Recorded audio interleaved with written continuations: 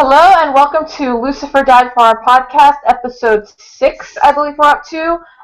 This is Geeked Out Nation's The Wicked and the Divine centric podcast. Each episode we talk about a single issue with in-depth analysis, review, and whatever other crazy things come to our brains. I am Jess Camacho. I am the comic editor for Geeked Out Nation, and I'm also a contributor at Multiversity Comics. And I'm joined by my two co-hosts who will introduce themselves now. You first. Okay. I'm Jadobia Nunze. I'm a comic editor over at Geeked Out Nation. That's it? Yep. Oh, come on. You can do more than that. Okay, fine. I'm Soup Owens Fowler. I'm a contributor at Geeked Out Nation, and I'm a Chaos Bon Vivant. See, Soup here, he has nailed down the art of introduction. I'm a work in progress. Alright, so episode 6 will focus on The Wicked and the Divine number 10. Full credits to Kieran Gillen, Jamie McKelvey, and Matthew Wilson, and on letters Clayton Cowles. There will be spoilers, so if you're tuning in and think we're just going to talk about how much we liked it, this is not your podcast. Wrong. Feel free to go to comicbookroundup.com and look at one of the many spoiler-free reviews, but this is not for you. But if you have read it, stick with us because we're going to get into this. But before we start, let's, everyone, since we're such huge fans of Wicked and we've talked about the gods and myths many times in depth on this podcast, what is your favorite story, video game, movie, comic that adapts mythology that's not Wicked? This was a really tough one. I mean, just because at this point I've kind of had one of those days where my mind is not all the way there to really absorb everything mythological I've ever read. So off the top of my head, I'm gonna have to go with Wonder Woman. What's the volume called? God of War. That's what it was. But either way, that one was a very good story, based on Olympus. It was mythology from beginning to end. God of War, all of them. Just you just have to read that one. There's too much for me to say, but if you want Wonder Woman and you want myth, you want gods fighting, and you just want all-out war, that's the one for you. All right. Excellent. I'm going to say mine is Neil's the same, man. I mean, that was the one that got me into understanding comics don't have to be about superheroes. A long time ago, the very first issue I picked up when I was on the stands was 46, right in the middle of the brief live storyline, and the issue was Dream is looking for his brother and goes to Bast, the Egyptian goddess of cats, for answers, and she's being very playful and teasing with him, and the undertone of her being so sad because she lives in a time where very few people even know who she is that was awesome. It was such a great storytelling device. And going back and reading it all the way through, which I recommend for every human being. Really, all of you, everyone. I think that the way that the interpretations of the deities of any kind of mythology or pantheon is just done very beautifully. I mean, right there is also not the coolest Lucifer in any medium ever. And not Lucifer. Star. I mean, they're making the show after him. It's not going to be like that. But when you're reading that is amazing. And it's all amazing. So that's my pick. I mean, everybody shut up and go read this. Yeah, I was we were talking about this before, and I was like, if Sandman is required reading, even if you don't read comics, it's that good. My favorite is also another Neil Gaiman story, which is kind of an awesome coincidence. This is not a comic; it's a novel, American Gods. Basically, the story follows Shadow. He is an ex-con. He's released from prison when his wife dies, and he ends up taking a job for a guy named Mr. Wednesday, who knows a lot more about Shadow than he initially lets on. And so they travel across America. They visit lots of different gods and old gods, and that's that's kind of where the story starts and how things get rolling. I don't want to say too much because it's so awesome, and I want you to read it. I But think a fascinating point that you can bring up without getting too bad into it is that they experience the new gods. yes, the new gods reflect America's new value system and new obsessions. Mm. Yeah, thus technology, celebrity, all kinds of things like that. That's like a great god name, media. Media. Sounds familiar. It's Right. yeah. It's a great book. It's like 500 pages, I believe, so it's not even like a glossed over halfway story. I mean, Neil Gaiman is a god himself, and yeah, this is a great book. And I think if you like Wicked a lot, I think you'll dig this. Especially, I think like this is a good suggestion for somebody who just reads Wicked only because this Yeah. is their first comic or something, which I know they're out there. I've seen people tweeting like this was their first real comic book. So, if you're still kind of nervous about getting into the medium even more, this is a novel, and it won like a ton of awards. So every library should have a copy, so you don't even have to pay money for it. So that's awesome.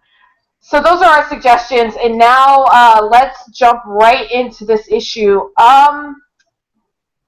This is a Baphomet issue. I mean, the cover is Baphomet, but this is very much his issue. So this is one of those times where the cover speaks to what's happening. He's Yep. Um, part of that. yeah, this is a big one. Yeah. So just off the bat, like, where do you guys want to jump into this? What sticks out to you the most from this issue? This very Baphomet centric issue. What do you guys want to start with?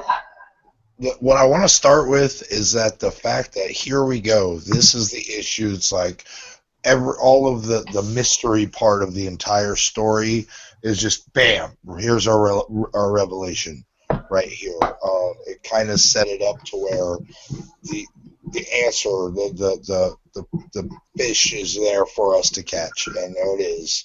The answer of how this whole thing started from issue 1 to right now. Now, what I love about it is that it doesn't set up, well, this is the end of that. This set up a whole realm of new problems, but we now have the answers we were looking for. And I suppose that's good considering Cassandra is now part of the Trinity, the Pantheon, and she gives the answers. That's her thing, but it makes a lot of sense. But as far as the mystery goes, I don't think there's any mystery anymore. Now here's my thing with that, and I am glad you started with this because there's a lot I want to say about this. Now, I like that the title page of this is not her story, and I think we're supposed to. I mean, at least in my interpretation, I think we're supposed to, on the surface, think that means Laura, and how she's not the one turning into a god. But I actually think that is referencing Lucy's murder because everything that's happened after her death has been so major and so huge that it's not even about her anymore. She was sort of like this part of it that led to so much other things happening, and I feel like who murdered her and why it just. I'm not saying it was lackluster because I think that's why it's so good. It's just it seems like it's such a it's not one of the other gods, so it's almost like that's it. That's it. I kind of know how you feel on that because at first I would like had the "that's it" moment, and I was like, no, that can't be it because they know better than that. But see, I almost feel like that was their. I almost feel like that was kind of their purpose with it. I kind of feel like this team was just like, you know what? It's something that we did to jumpstart the bigger things that are going to happen. But in all actuality, her murder, it almost doesn't matter, which is why it's not her story. Yep. Which is so bizarre because, like, what, 4 or 5 months ago, we could stop talking about Lucy. Stop talking about Lucy. Not her story all you want to. I love her. Yep. I mean, like really, I like the way this was handled too. I mean, it just felt like a whole domino effect, all starting with her death, and pretty much everything after that became more important. It helped grow the story. It helped us get to know the Pantheon. It was through her death that we had a reason to get to know each of these gods, to know what made them tick, to push Laura to interact with all of them and reach this point where now we have all the gods. We know who killed Lucy. We know why. And but at this point, so many things have happened in between that it's all just been slowly building up, and at this point, you just want to bring a conclusion to it without trying to overlap these big things that have already been developing, especially with Baphomet here. I mean, we all. It's just those subtle hints, the things that you overlook. Like we saw him at the very beginning. We all thought he was evil. Guess what? He really was. That kind of makes me sad. But yeah, it does work. I mean, it also works. I mean, the title also works in the sense that this is not Laura's transformation into a god, which she says that she thought was her destiny. But she might have a different destiny that could easily also be assumed at this point. Which, of course, would be her taking over for a non-gay.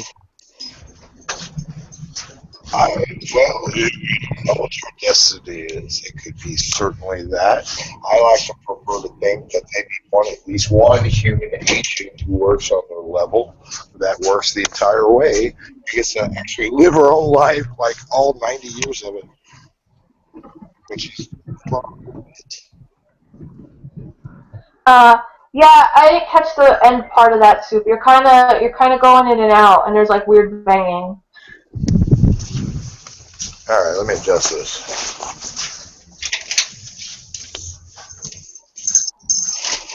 But yeah, this whole thing with Ananke, this whole thing with Laura taking over for Ananke, that's what I'm sticking with. I think that the way she's interacting with all these gods, the way they listen to her, the way they just naturally attract to her, I think that's what her destiny is. Obviously, something's probably going to happen to Ananke. Her time is running out.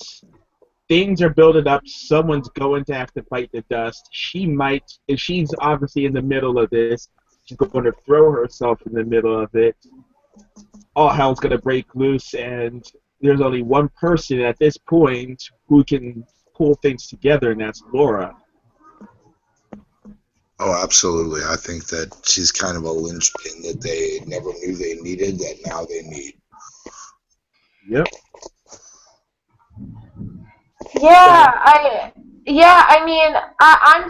I'm sticking with the Ananke, Laura becoming the new Ananke theory. I really think that's where we're headed, and I think like a not even like a super subtle hint was the way Laura hugged Cassandra and just comforted her because they are friends. Whether they want to just outwardly say it, like they're very good friends. They've been through this crazy adventure together, and but yeah, I just like how we keep getting diverted from whose story this is in a lot of different ways. You know, first it was Lucy, then it was, oh my God, is Laura gonna have powers? And then and now it's Baphomet having like this whole identity crisis, and Cassandra trying very hard to do something meaningful with her new voice. Um, and it's a really cool way to do this story, because I think it would be, I think it would almost be too easy for the whole story to be about Laura and her becoming a god. I think that'd be too simple.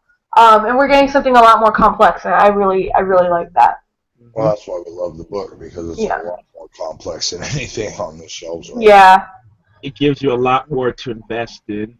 Like especially, and like just getting back to that beginning part with the focus on Bethany, like those first couple pages, that really just grabs your attention, because you see how you see the relationship between him and the Morgan. I mean, they obviously do have a connection, but at this point, Bethany has pretty much lost his way. He wants more, and it's kind of sad because she put herself out there to protect him. She gave him the powers. She's protected him. She protected him last issue from getting his head blown off, and now, and even when she's trying to comfort him, he's just kind of shoving her off, and it just seems ungrateful at this point. Oh, she is like a real tragic hero at this point. Mm-hmm. I mean, she's given so much for the boy, so much. He's spurred her. Now she's putting herself in a position where she's in the crosshairs too. Exactly. All for him. And why? Because she genuinely loves him. Which I think is really interesting, an interesting little development here, because I don't know, I think we've seen a lot less humanity, and this would be an easy story to not have humanity, and all of them seem to have these very human situations and issues with each other. Like Ball, he can try all he wants, but he cares about people. And Woden is so messed up. His humanity messed him up so much that Yep. he's the complete opposite, which is obviously evidence of his humanity. Ananke is just so tired. You could just tell how exhausted she is in all of this. Baphomet is losing it, so he is very human, and the Morgan's in love with him. It's such a cool. I love it, because I don't know if there's been many. I think there's been many adaptations that have tried to do that but failed. And I think that these gods are being written as people. Like they're gods, and they have their powers, and they have their crazy looks, but they're really written like people. And that's really the only way the story works. The only Yeah. way we love it so much is because I can relate to these gods. So when it comes to Baphomet, do you guys think we're looking at another Lucy situation here where he's going to be taken out? Because he's kind of unhinged right now. He's kind of in survival mode. Like, he really believes he is kind of at his end, because they are only around for so long, but he's really, really pushing this I need to kill someone crusade of his. So I think that he is going to go out, but he's going to take somebody with him. oh man. If your theory is correct, then we all know who it might be. Yeah. And, Yeah. and what's interesting in this issue is how you see how he's seriously pushing himself to this, and he's actually creating a second voice to motivate himself. That you didn't see coming. Like you thought he was unhinged, but now you see there's a whole different level of personality disorder there. I love that. It reminded me of it was not, I mean, obviously it wasn't as funny, but it reminded me of Barry and Other Barry on Archer, where he's just kind of chill for a moment, and then he's like, "Hey, Other Barry, what do you think we should do? Kill all the gods." Oh God.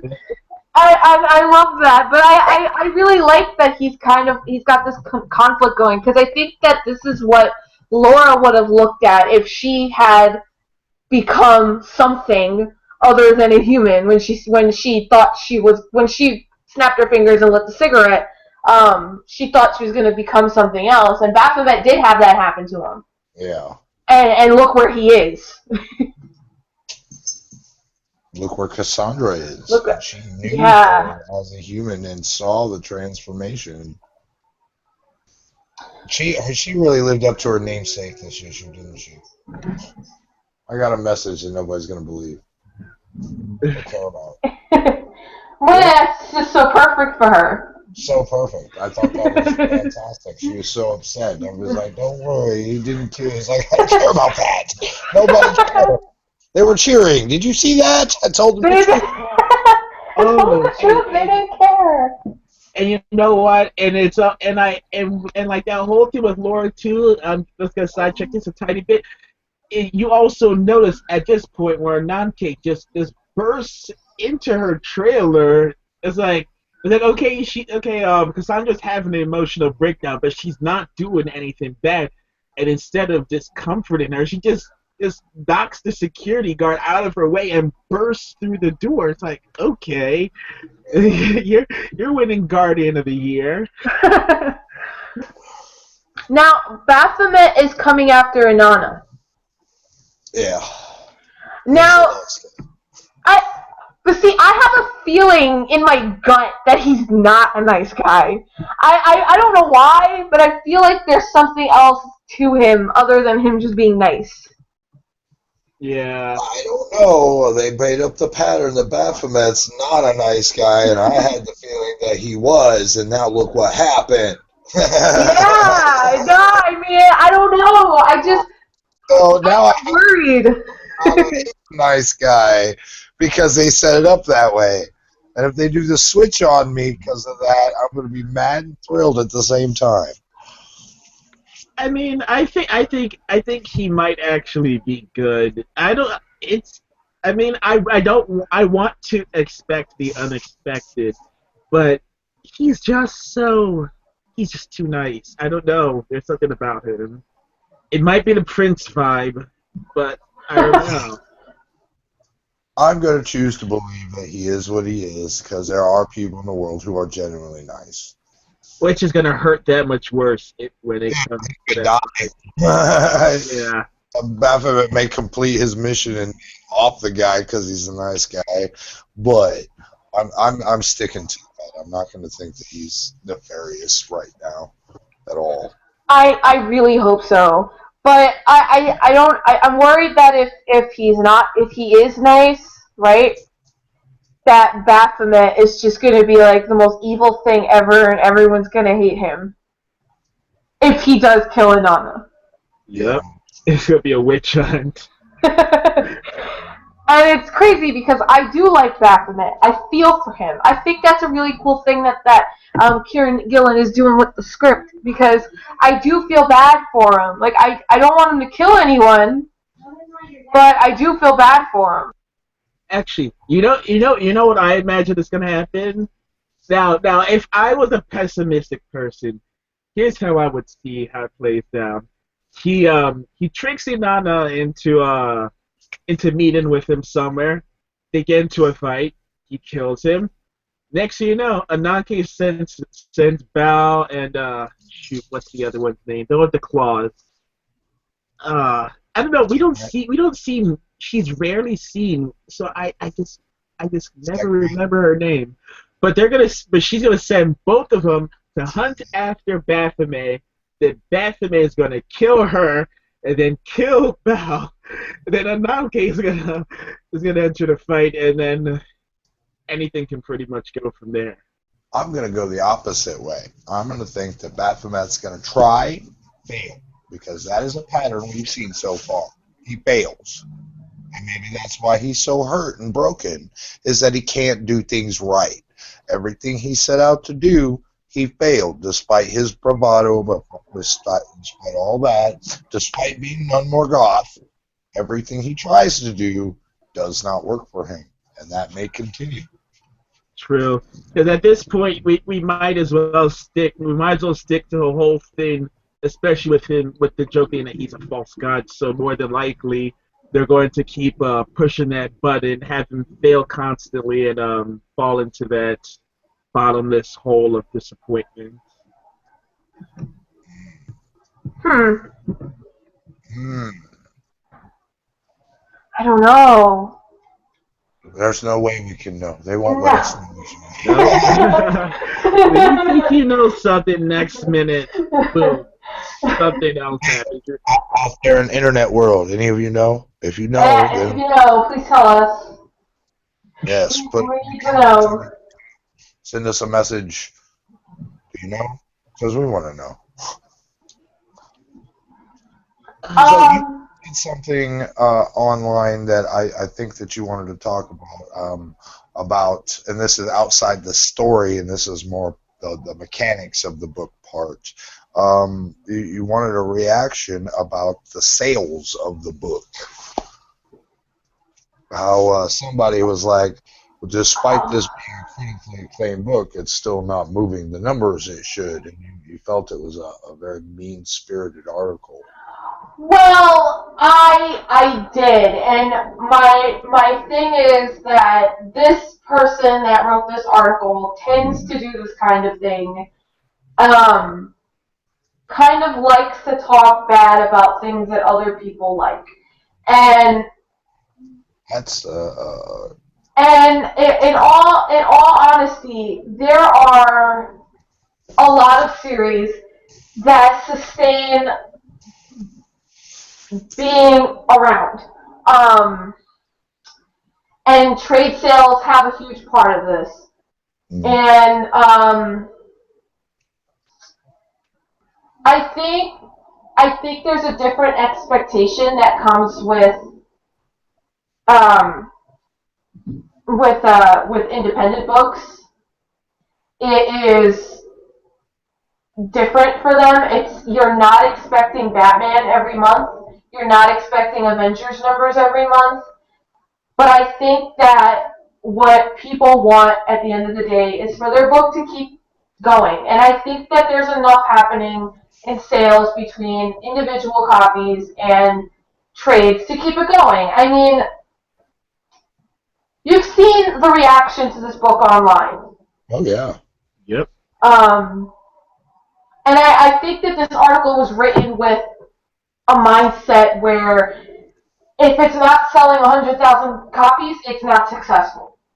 That's not comics. No. That's not comics. That's definitely not Image Comics anymore. It's not, and I think every series starts off strong and gets to kind of where they're going to sell. And here's the other thing that I feel about this too.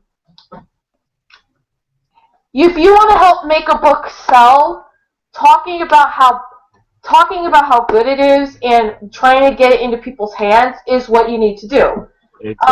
That's what you need to do. Spending your time writing about why it's bad or never talk I don't think that helps it. And I also think it's unless your article is saying it is in trouble, which this does not. It clearly has a sentence where it says, "Let's be clear, none of this is to say that the wicked and the divine is in trouble." Then what's the point? That's what's the point. You're just a part of the problem. Not everything's going to be at that level, but if your book is selling, if this creative team and Image feels that this book is selling enough to continue to go for another couple of years, then so be it. My thing is not about how long a book runs. It's about what we get from it. What is the quality? If The Wicked and the Divine only has 24 issues, what was the quality of those 2 years? Mm-hmm. Is that something I'm never going to forget, or is that something that petered out at the end? And as of right now, I don't think that's going to happen with this book. Either. We're only about 10. We're only about 10 issues in, and this is one of the most memorable books to come out in a long while. Absolutely. This is the book that, you're reading comics? Well, have you been reading these? There's a list that I have, and Wicked Divine is on that list every single time. You bring up any list about fantasy or mythological books, and this one should be on that list a good amount of the time. My list is very short. It goes like this: Saga, Rat Queens, Wicked Divine, Death Vigil. Yeah. Birthright. I mean, I just have to say You can add that. Could be But, it's there, yeah, I feel like you have to just know what your expectations are. I mean, people are cosplaying this book. People are Taking pictures of their collections of their collections. Yeah, I mean, people are into it. Here's the other thing too that those numbers don't take into account. Digital sales are not on that. Yeah. I don't know where you can find digital numbers, but digital numbers aren't on that. So that's what it sells at the distributor level. So you have to also take into account what it does digitally, and you also have to take into account how the trades sell, and all of that matters in how a book survives. I think this book is going to do just fine in the long run. But I also think that Image itself needs to do more to publicize. That's very true. And I'm not trying to throw shade, but if you look at a lot of things that come to comic book stores, because I worked at one, you always get posters and promo stuff from Marvel and DC. You get too much of it. Okay, we had like an entire drawer of promo stuff from either company that we were never going to use because we just had nowhere to put it. You don't get that with Image, and you don't get that with you don't get that with a lot of the publishers. Yep. And it's like you only get that when the book is about to die. I mean, look at Death Vigil. Death Vigil is being put up for free right now to try to jumpstart sales. And it wasn't until now that you saw an Image press release about the trade. And it's like, these are the kinds of books that need your support, that need that publicity, because things like The Walking Dead, things like Saga, these things are all going to sell. They're going to sell. But these other books, they need the help. They need that push. They need that free publicity. They need that publicity. They don't get it. But I think WicDiv is going to be fine. I think that we have to have a. I think that there's enough excitement about the book to keep it going for a while longer, and trades help. Yeah. People want to read the whole thing more than the floppy comics these days, and that's understandable, but that's definitely, I agree with you 100%. You need to include that when you're talking about the longevity of the book, because those people are a sizable portion of the comic buying public. They buy the trades. They're trade waiters. Okay, that's okay. You can do that as long as you're reading the story. You're getting into it. You're giving these creators who work so hard on these books a reason to keep giving it their all. Because I know those guys, you know what, I'm going to even go so far as to be a little arrogant here. I bet those guys listen to our podcast. They may not say it, but I bet they do, just to hear what the pulse is. That's me being a little arrogant. But the fact that we have one and we're so passionate about it is indicative of the fan base there. I like to think we represent, and that's passion, and that's what's going to keep the book alive. So you're listening, guys. We love you. Keep doing it. You better keep doing it. That's right. I got a few bags, a van, and a place for you to work. I will go full Baphomet on someone. Oh, that's hard. So, just, since we talked so much about the story and what we enjoyed with that and our analysis, we should talk about the art a little bit, because I think that this is one of the most gorgeous books that's happening right now. Oh yeah. Oh yeah. Even the lettering is like on point. I mean, the lettering, it's different it's almost always different for each character, and you've got Anana's like purple bubbles and and Cassandra's black and gray words. Yeah, That's something you can only do in comics. yeah. Honestly, to have that association between how a person speaks to their characterization in that way. I mean, and it has been done in other comics too.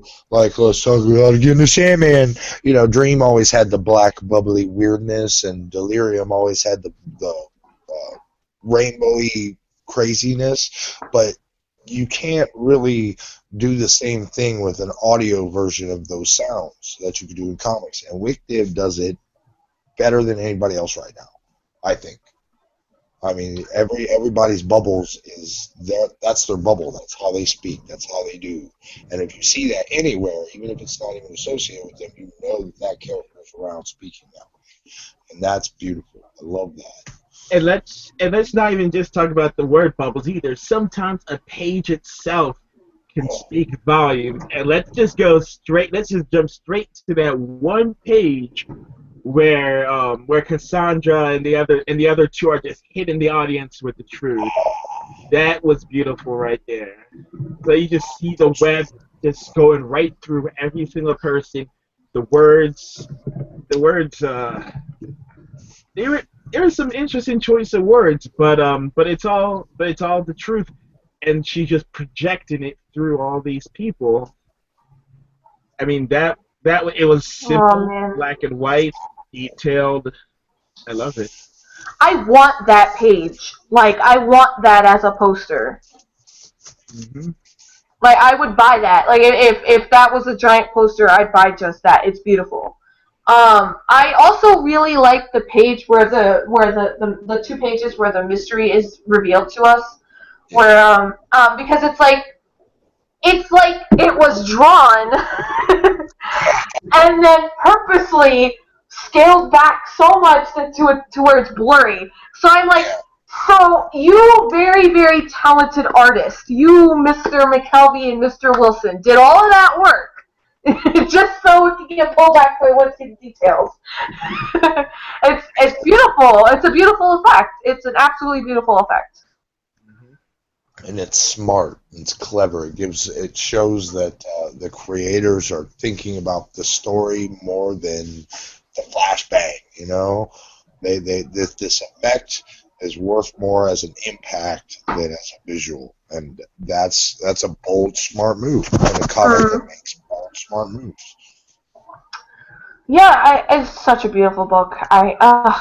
So beautiful. You can't even be surprised that people are cosplaying. I mean, everything with the Morrigan's crows is so finely detailed. I mean, look, I know comic book artists are professionals and just they work very hard, but I'm always blown away when like a book like this comes out on time every month. Yep. Because it's just so pretty. I mean, the colors are gorgeous. I mean, and Matthew Wilson is not some new colorist who's only doing like one creator-owned title. And Matthew Wilson is doing covers for Daredevil. Yeah. He does Thor. Sure. And that's art in Thor. Oh my god, the colors on Thor. Oh my god. But you know, this is like a beautiful book every month, and it's always on time. And I can never find anything terrible to say about how it looks. No. But I'm just convinced at this point, and I believe I've said this before, that like Matthew Wilson is just making up colors. Like he's inventing colors. Like this is ridiculous. Like he has the eye of the the scene where Laura and Inanna are flying in, that's not even real. Those are not even colors. Those are like brand new creations just for Wicked, just to like tease our eyeballs. It's beautiful. I was just thinking the same. I was just about to mention that scene too. It just blows you away. I mean just that whole scene in general. The capturing of them flying through the air, and then the whole vast scene of the city from the cityscape to the park. I mean, I'm going to assume that's a park. It looks like a park, and the park where Ragnarok is taking place. That's a lot going on in just one page that they really just No detail. Yeah, it's so pretty. I mean, even the black, like the black is not just this boring black color. It's like it's shiny. Yep. You know, it's just so pretty. A lot of Yeah, people think that there are only two people who makes a comic book, the artist and the writer. This is not true, and this no. book shoves that fact in your face. I mean, even the lettering. I mean, and lettering is not something I always notice. And I'm not going to be like conceited about that and say I know more about comics. It's not often something that I notice. Um, so I noticed the lettering here, and it's really well done because I just like how it changes for different characters and the sound effects and on the snapping of the fingers, and that's not easy. Nope. Yeah, I mean that stuff's not easy, and I'm just always amazed at really good comic books and how they come out on time. Saga's another one that always blows my mind. Oh yeah. I'm like, how does this happen in just 30 days? This is insanity. Well, Saga has a little bit better of an answer. She gets to take a break. Fiona Staples gets to take a break. She does get to take a break, yeah. But this is like, I mean, well now she's doing more covers now. She's doing more covers, and she's doing the first 3 issues of the Archie relaunch.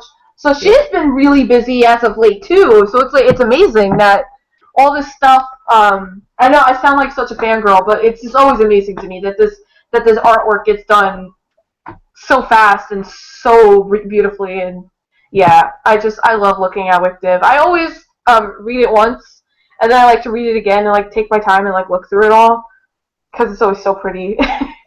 Yep. Can Jamie McKelvey just design our future for us, please? uh, Just invent the way that everybody's going to look for the I next. well, he keeps doing superhero designs. I mean, he designed Captain Marvel. And now, like I said, my wife's playing the Marvel Hero game. Carol Danvers is on there, and I gave her the money to buy the extra costume of Captain Marvel because I could not look at the Miss Marvel uniform. Yeah, but because it's beautiful. Mm-hmm. And speaking of Captain Marvel Universe, those of you who have something to say about her helmet is just fine. Her helmet is Get great. over it. Helmet, I will fight you. That is perfect. Leave her helmet alone. Exactly. Like I hear some people say it's ugly. I'm like, hold on, take a step back. That right there is Love beautiful. Batman. Just saying, because Batman's helmet cowl is kind of the same shape on the face there, and it's iconic. And how can his be iconic and hers be ugly? Exactly. Hey, we're not talking about Captain. It's not Captain Marvel. Even we get sidetracked, and I think we're almost to the end though. So I mean, I think we've pretty much covered this issue pretty in depth. I think our next episode for 11, that's the final issue of this arc. Yeah, I know we get a month break, but this next issue is going to be major. I mean, things are going to happen. So I have a feeling that we're going to be going a little bit over our time next episode, which is great because I'm very excited and I'm sure I'm going to have a ton to say, and I'm sure that by that Logan will be rejoining us since he's on vacation right now. Yeah, he's in Disney World. Yeah. Putting pictures on Facebook, and I'm like, oh man, I want to do that. Come back soon, buddy. So, to wrap up the episode, final thoughts. Quality of the book, theory, what do you think's going to happen next issue? Go for it. Baphomet's going to fail. He may kill him. He may break our hearts. I think he's going to try, but it's not going to work. But I think he's going to damn himself. I want to tell myself he's going to fail, but in my heart, this book really knows how to break it. So yeah, I'm an old school goth, so I got to give none more goth the benefit of the doubt. And right now, he's putting himself in a position where the best possible scenario is that he just tries so hard and fails so miserably. And that's what I'm hoping for. That's sad. Let's see the Yeah. false god perform a miracle. Ugh. I think Baphomet is out for sure. I think he's gonna die next to. You know what? No, I'm gonna go crazy here. I'm gonna go crazy. Forget it. You guys have already stolen the Baphomet's gonna die thing. So I'm gonna go crazy here, and I'm gonna say the Morgan's gonna die. I never said he's going to die. Oh my god, that's so true. And I think the Morgan's gonna die. I think she's gonna get involved to save him and die. It would make sense. because that would be the final nail in a tragedy coffin. It would. It really would. I don't want to read it anymore. I'm done. Feels. There's so many ways this can go, and it all hurts. Alright, so very quickly, this was the Lucifer Died for our podcast, Wictive podcast, hosted by Geeked Out Nation. I am Jess Camacho. You can find me on Twitter at CamachoJess. I am a comic editor for Geeked Out Nation and a contributor to Multiversity Comics. On Monday, I will tweet out who won a digital copy of Wictive Volume 1. We had a bit more enthusiasm the second time around, so I will have a winner named on Monday. It's completely random, so I just have to throw all your names into like a randomizer thing, and it'll pick somebody out. Just clarify for them, where are you going to announce this? I'm going to announce it on our official Twitter that I neglect too often, at WickedCast. It's going to be a digital copy, so if you win and you prefer that I send it to someone else, we can go over that, because it's yours. You do whatever you want with it. I think maybe in our off month, we'll give out Volume 2 as well. We'll give out a digital copy of that. I have a feeling we'll get a lot more enthusiasm for that, since that'll be the most recent trade. But yeah, I will name a winner on Monday. So pay attention to your little Twitters. Yeah, Sora Naki will get you. Oh, right, I forgot the rest of us. And I am Jadobia Dunze, co-editor, Geeked Out Nation, Twitter handles, Newgen X-Men. Yes. I'm Supo Owens Fowler, contributor to Geeked Out Nation, and I would like to say before we leave that this may not be her story anymore, but she will live forever because Lucifer died for our sins, and she died for our podcast too. So she'll always be here. Throw her a bone. Alright, well, make sure you check us out on Twitter, check all of our personal pages out as well, and share the podcast far and wide, and always let us know what you think. If there's certain things we're not doing that you'd want us to do, let us know. Also, always comment on the website with your theories. I really like theories.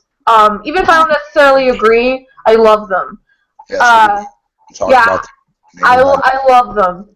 I love them. I love them so much. So say them. Like, don't be shy. We're not going to come on here and be like, oh, well, you're an idiot. No, that would be mean.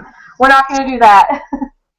We will never do that. We really do like theories, and we love feedback, even if it's bad feedback, because it just makes us get better. So comment, share, tell us we suck, do whatever.